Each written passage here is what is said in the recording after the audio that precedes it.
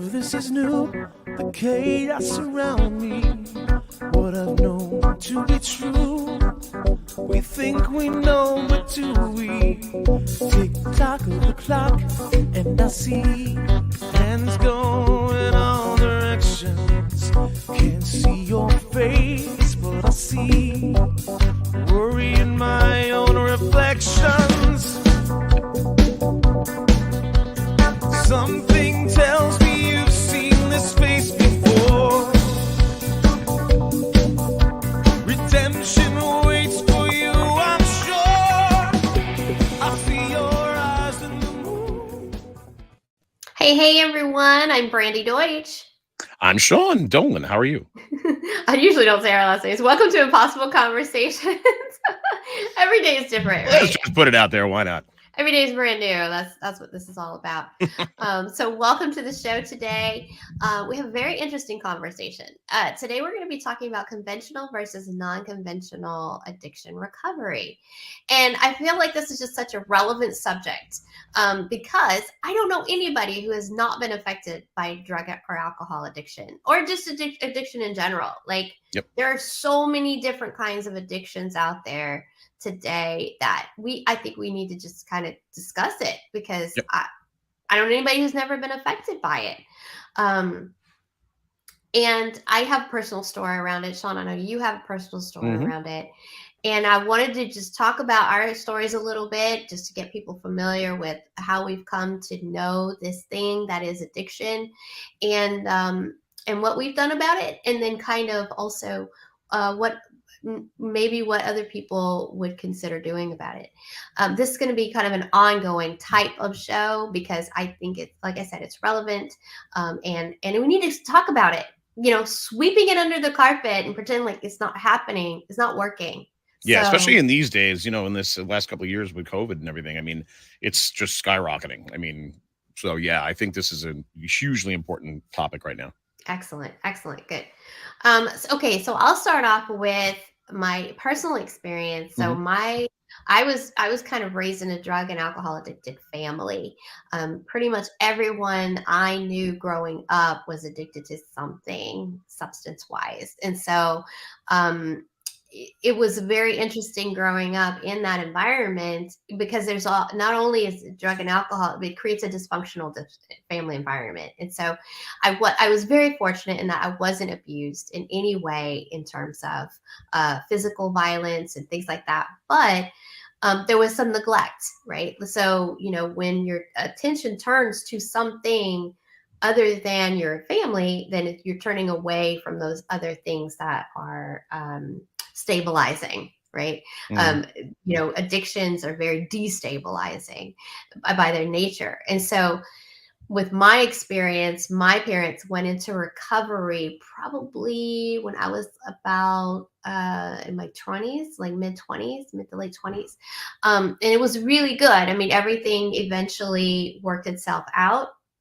The drugs that I think my parents did different types of things. There was definitely alcohol. There was,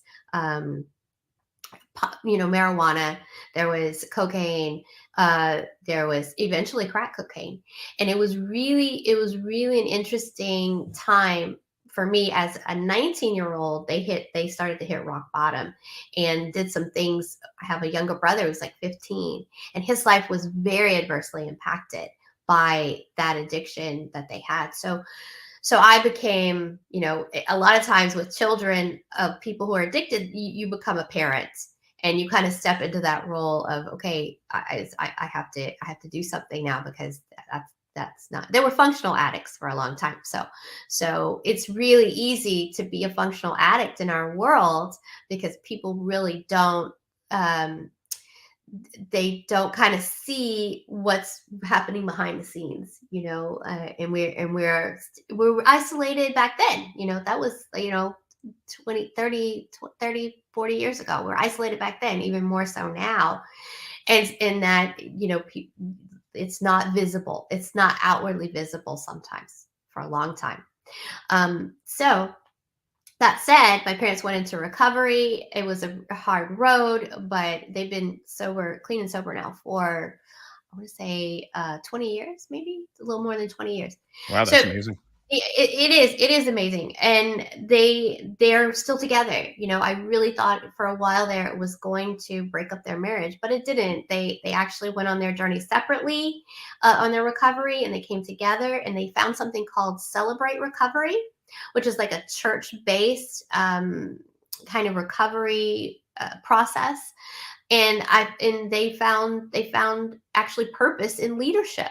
So they became leaders in that kind of way and helped other people with their addiction. I think that really helps. I really think that there's something to doing it yourself and then becoming a mentor, and it really helping you stay on track too. That's just my and so I was involved in Al-Anon for a while, with the big ones, AA, Al-Anon, these types of organizations that really help people. I think help them for a bit, but it was a challenge, and I kind of familiar with some of the philosophies of AA and Al-Anon.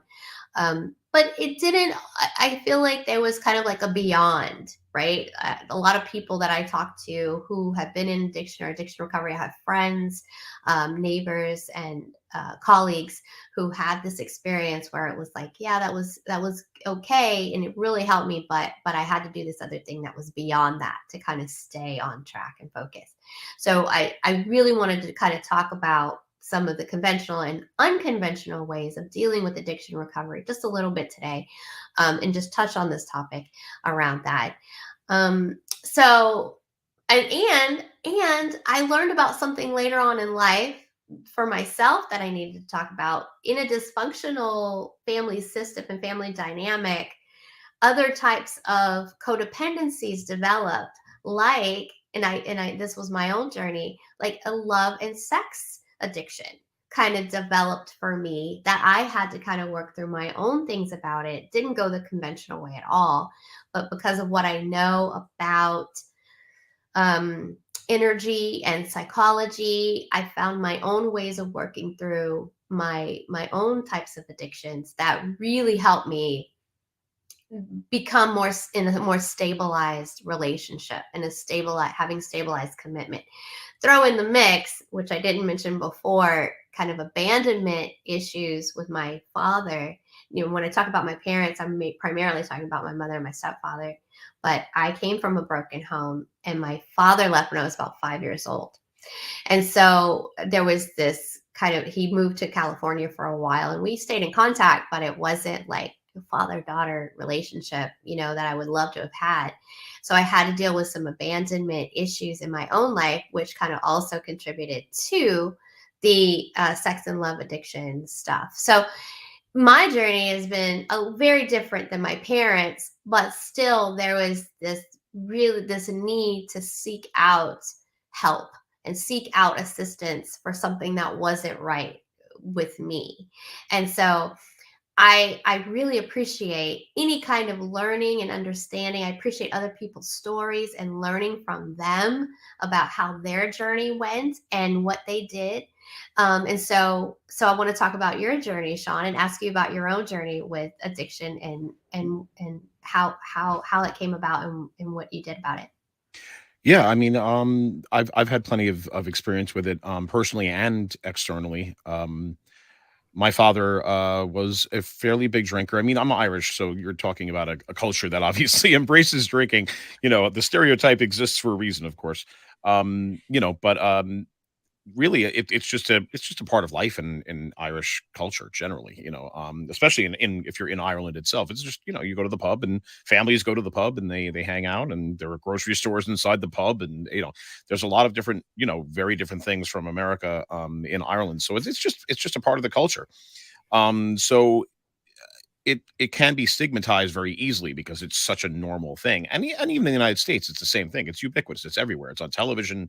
It's on every other billboard. There's a liquor store every block and a half in the United States, pretty much. And it's one of those things where I went through it as well as a child. My father drank fairly heavily, and I didn't have really many very varied ramifications from it. I mean, there was a little bit of chaos. I mean, the house was fairly chaotic.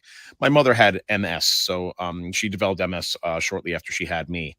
And she had me fairly late. She had me at around 40 years old. So in 1974 or so, that's a pretty unusual thing to have had Yeah. happen, especially from a mother and a father who had different RH factors, which is another medical thing that we can get into later. But that was not viable back then. Let's put it that way. I was considered a miracle baby because of the fact that it was such a horribly, horribly, you know, problematic birth, let's say. And just for the time, they didn't have that RH factor incompatibility worked out where they do now. So, my mother developed MS. My father obviously was under a lot of stress, and honestly, the older I get, the more I realize how much stress he was actually under. I I am definitely guilty of judging my father for his alcoholism back in the day a little bit, and it turns out I kind of turned into him a little bit at the end of my road with the alcohol. So, far be it for me to say I didn't have any ramifications, but I didn't have very many. Let's put it that way. But my dad was kind of an angry drunk. He was a really great guy normally, and when he got drunk, he definitely turned into a different person, very Jekyll and Hyde kind of thing. So, I grew up with that. I had one very major thing happen where my father, left me in a supermarket, in a store, a local store. And he went to the bar and got drunk and went home without me, and that blew up into this big giant thing. Thankfully, I was never really in any danger or anything like that. It was a local store where I knew everybody who was there, and they knew me, so it wasn't a huge deal. But to the family, it was obviously a very huge deal. So it became a very ubiquitous thing in our lives. He didn't go to Alcoholics Anonymous. He didn't do any recovery. He kept drinking, and even his drinking, went up and down, and it went back and forth. My parents stayed together, thankfully.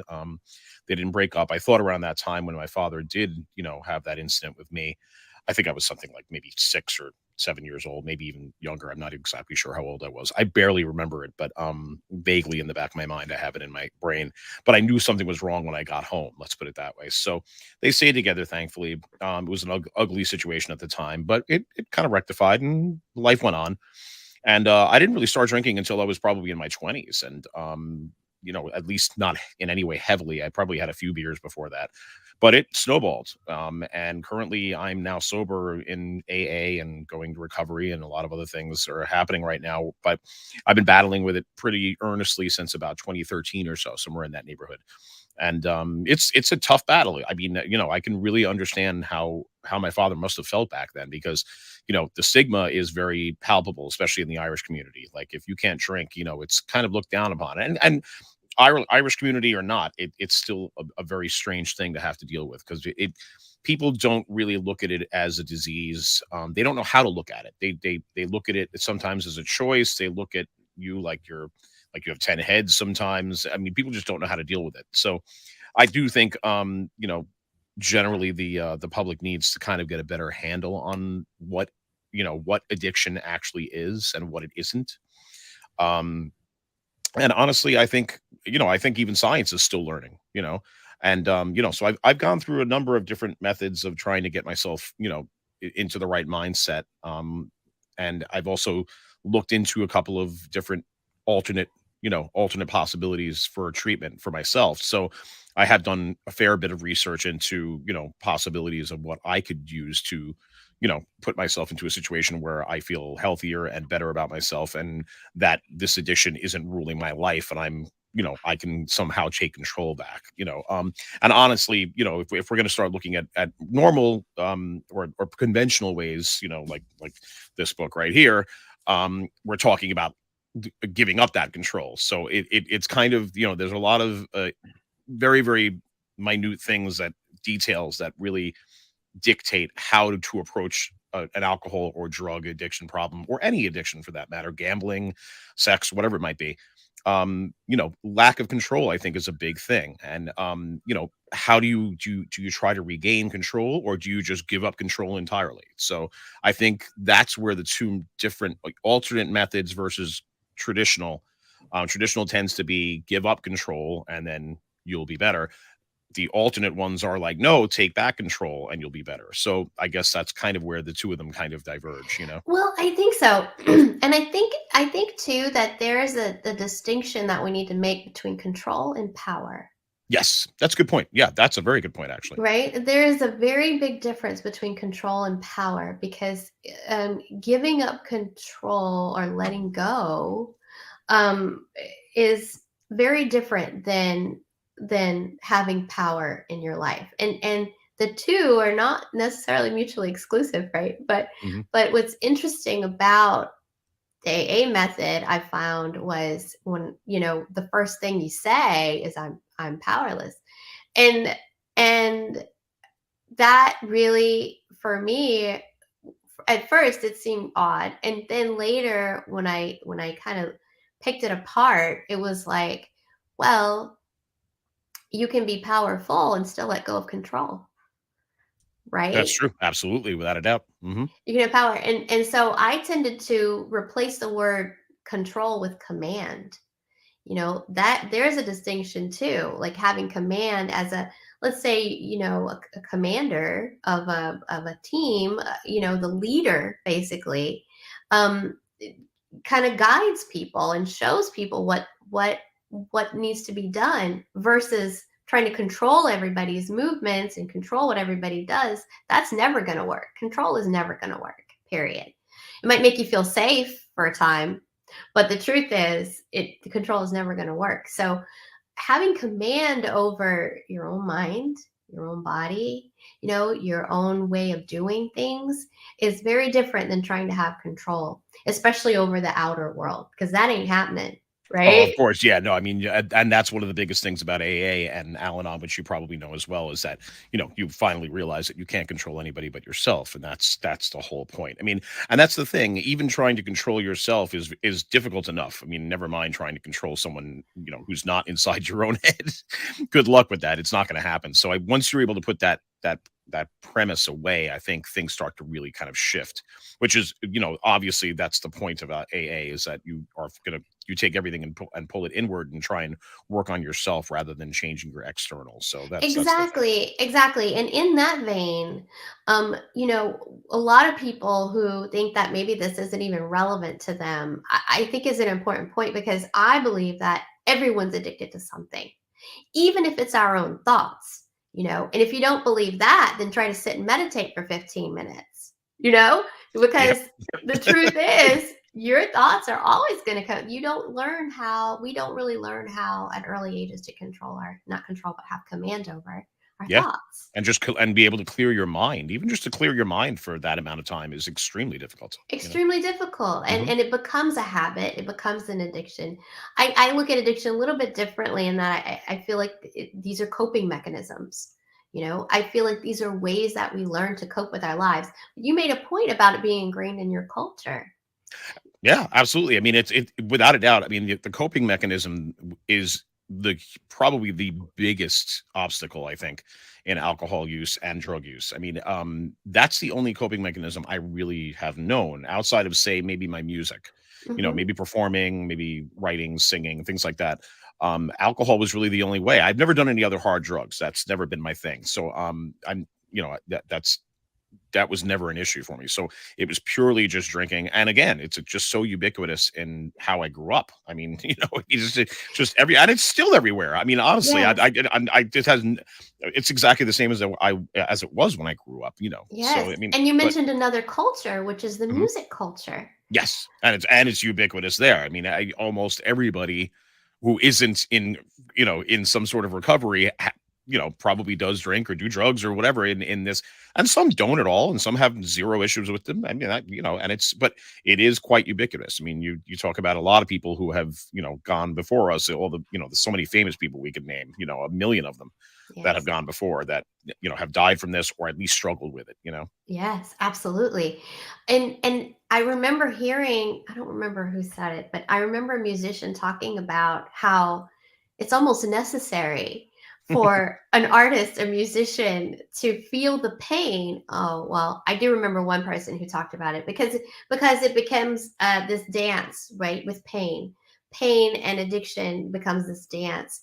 And I think it was Gordon Sumner, Sting, who said, if you want to be a musician or an artist and you don't have any pain, you better go out and find some. You Yeah, know? and that's very true. You have to learn how to play with your pain. That's the whole point. you learn how to kind of mold it and shape it and make it into something that other people can see and other people can kind of, recognize and appreciate, I guess is a great way to put it, because that's, Sting is one of my favorite artists. I'm glad you brought him up because I love that you know his name. And he definitely talks about that. And honestly, I think one of Sting's greatest albums, on that note, is his Soul Cages album, Yes. which is right directly after his father died. And Yes. he was in a total writer's block, didn't really have any thoughts about anything, had all this music, but really no lyrics. And his father passed, and he was like, well, all of a sudden, all of this stuff just flowed out of him.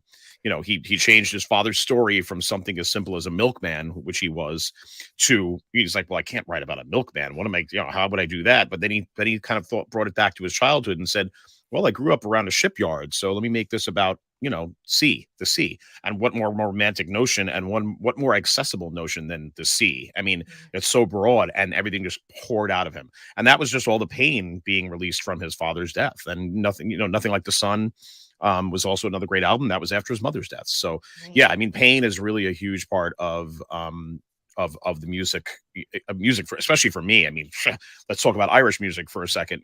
Pain is part of us. We have the most happy sounding songs in the world, and you listen to the lyrics and they're horrifying. I know. It's amazing. the same with the blues. Yep, exactly. I love the blues. I grew up in Southern Louisiana. I mean, Mhm.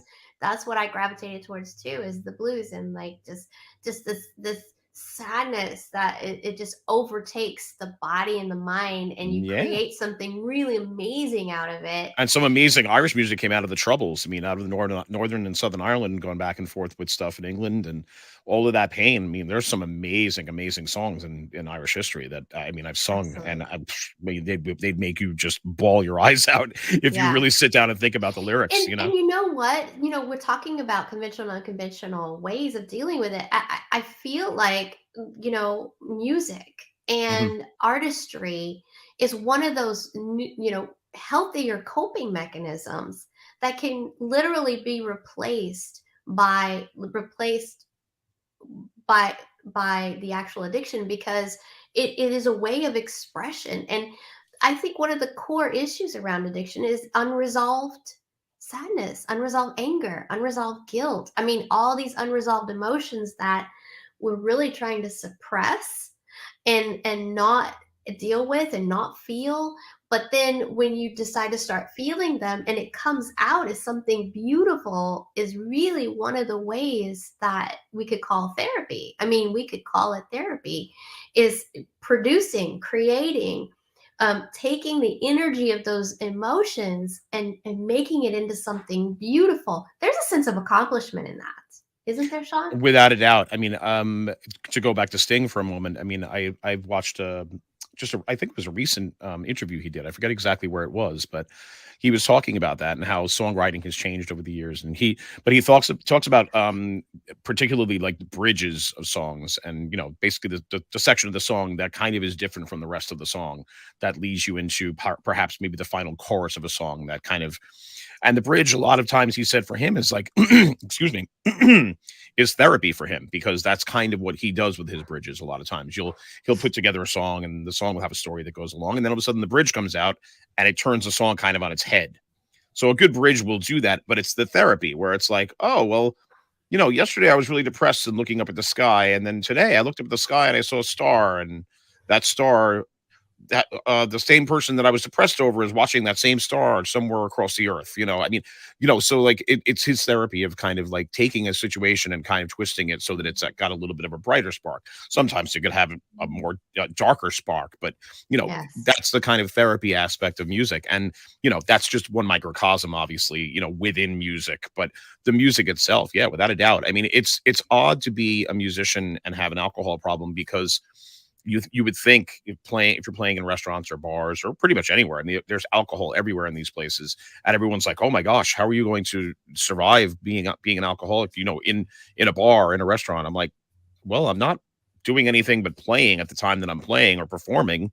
Right. So it's not like I'm walking around, at the bar You aimlessly. can't have a drink in your hand. I'm doing a lot of stuff while I'm at the bar. So that's the thing. I mean, having a purpose when you're going into a place like that is obviously a very big thing. So I will still go out to restaurants and bars to see bands play, and I have no problem doing that because I have a reason to be there. Obviously, I'm not just going to go to a bar just for the heck of it. At this point, Right. just to kind of keep. It's not that I'm going to like steal someone's beer as I walk through the bar or something like that, but just to keep yourself away from that situation is probably a good idea if you have a penchant for that to happen.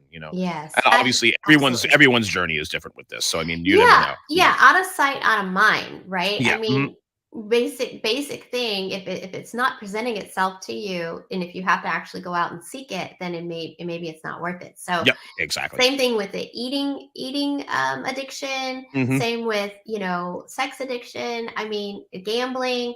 Um, Now, I want to get in a little bit, just speak about it and mention it because I think we're going to have a much bigger show on this. Yeah. Definitely. But electronic device addiction, it's I can't.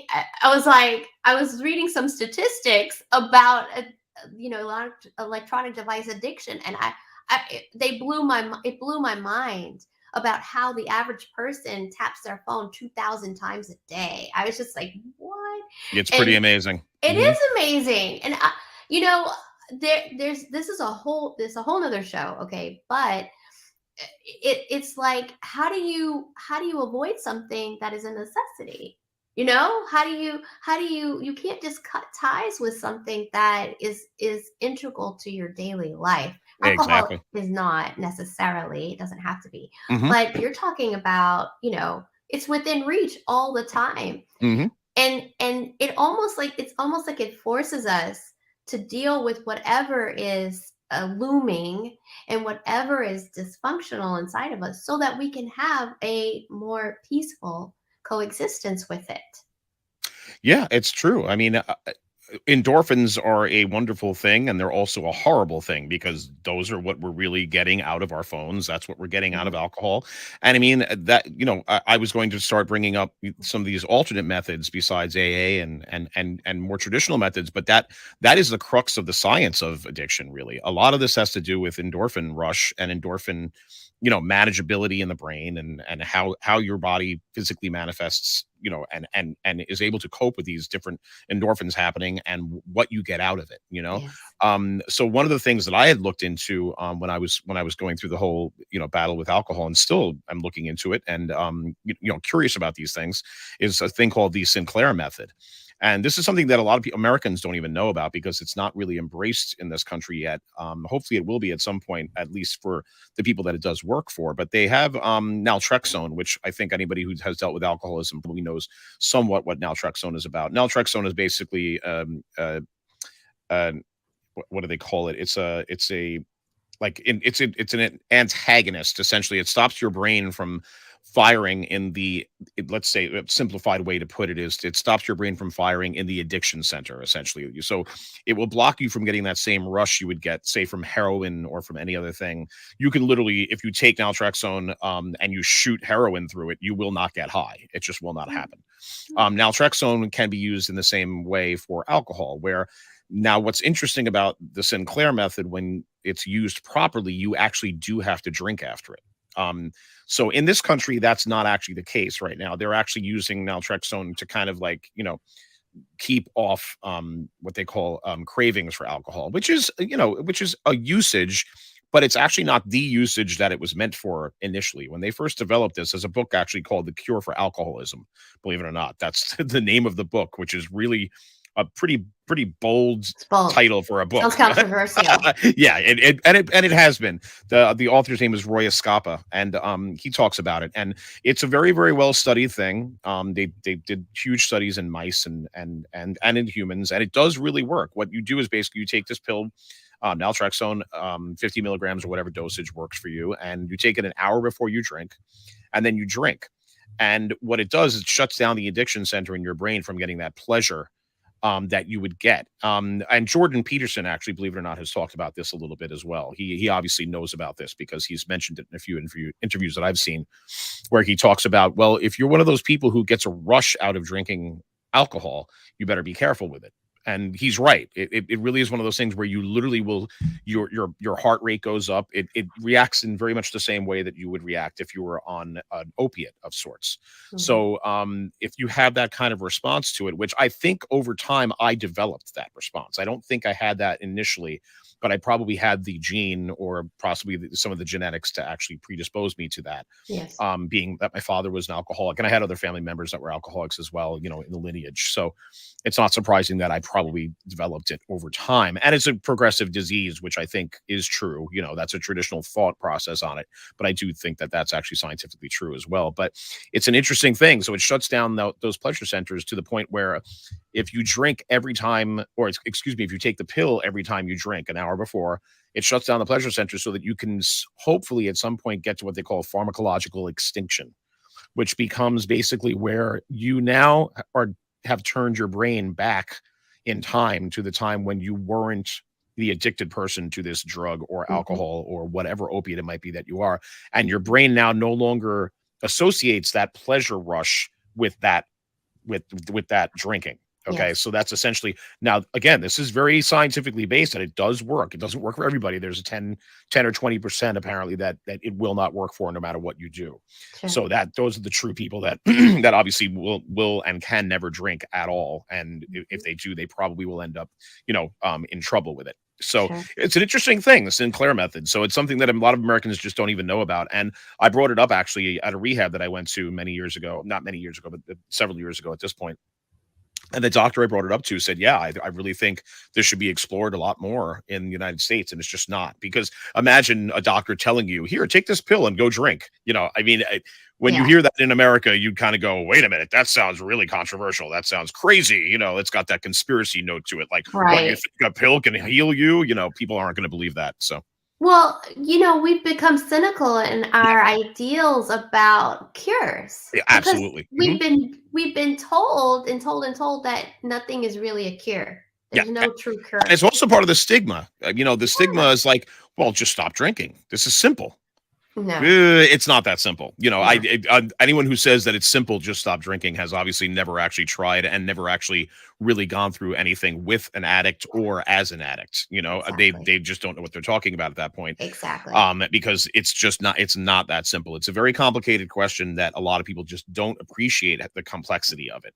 Yes. It Yes. seems like a very simple thing because it kind of is. Someone brought this to my attention the other day, and they said it's kind of like it seems to other people, that stigma, seems to other people that, well, it's like jaywalking. If you walk across the street and you get hit by a car, you'd obviously stop jaywalking.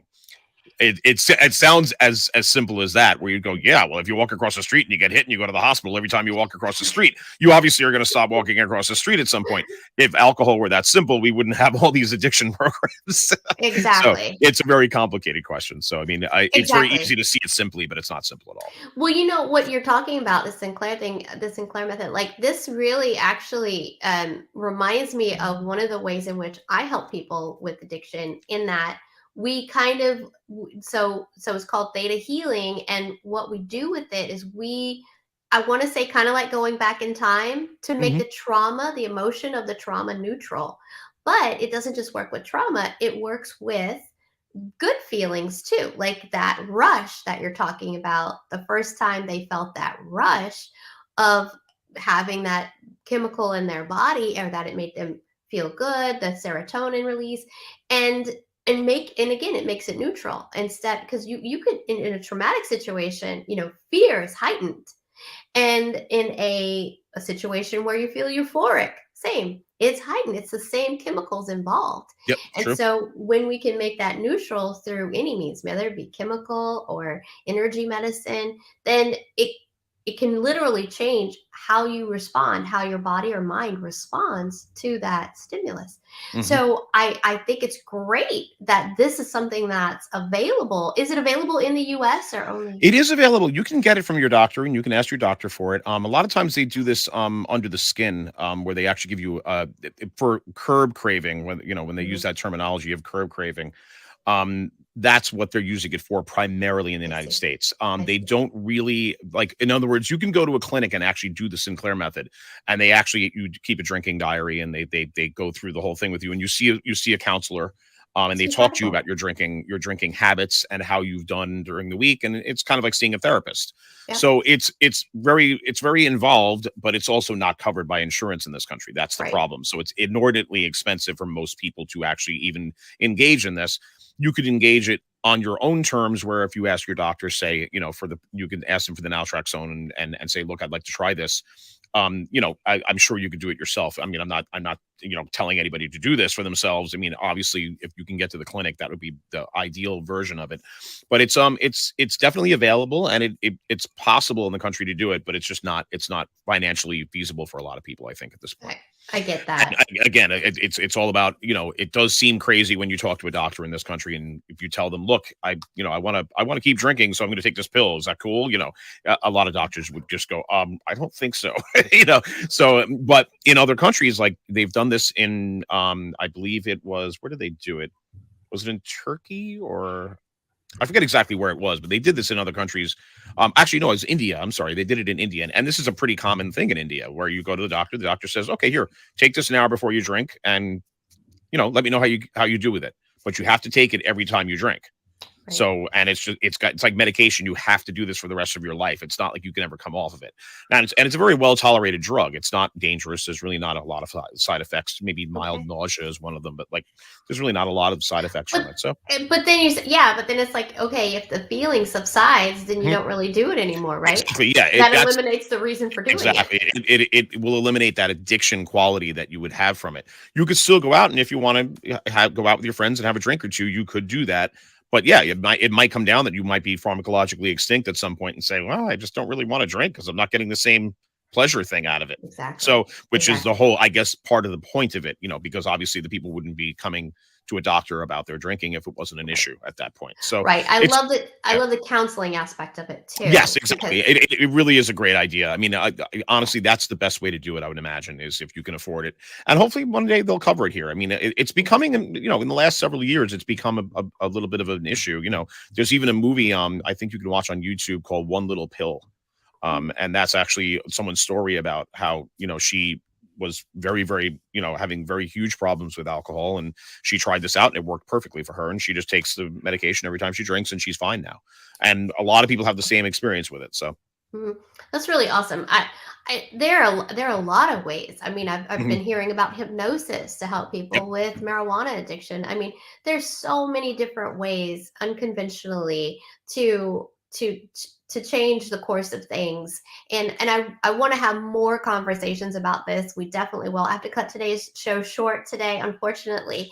But this is an ongoing conversation. Thank you for that information, Sean. I think people would really benefit from that, and just the information in general, just knowing that there's not just one way of doing things, because not recovery is not one size fits all. Oh, We're all absolutely. so different, right? Absolutely. And like I said, that doctor that I saw about it, he actually said that he was pissed off that this is something that he has not seen enough in America. So I was surprised that he actually responded that way. I didn't think he was going to respond that way, and he really was very adamant about it, that this should be something that people can try. And the problem is that the American Medical Association and things like that are not going to let things like this out, because you know if it does really work that well, think of the money that could be lost from a lot I of know. things. So, Liver disease, and mhm, all these other things that happen as a result of alcoholism. I mean, they put mhm, pharmaceutical companies out of business, and you absolutely. wouldn't want that. So yeah, there's no money in cures. There's a lot of No, money in keeping that's people why. sick. Thank you. That's exactly why we've been taught that there is no cure. Yep, exactly. Awesome, awesome. Okay, Sean, we got to go today, but thanks so Cool. much for tuning in, guys. You've Yep. been great. We will reconvene, and we will talk some more about this subject. This is really near and dear to my heart. So thanks Likewise. for joining. Yep. Thanks, guys. Great.